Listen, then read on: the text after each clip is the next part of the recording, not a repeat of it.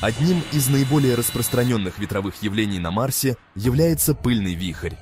Эти вращающиеся столбы пыли, которые часто можно увидеть танцующими по марсианским равнинам, образуются, когда теплый воздух у поверхности поднимается, создавая вихрь.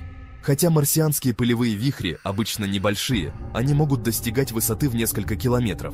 Иногда эти региональные бури могут разрастись и охватить всю планету, покрывая ее красноватой дымкой. Эти глобальные пылевые бури, хотя и мешают нам видеть поверхность, дают ценную информацию о динамике марсианской атмосферы и силе ветра в планетарном масштабе.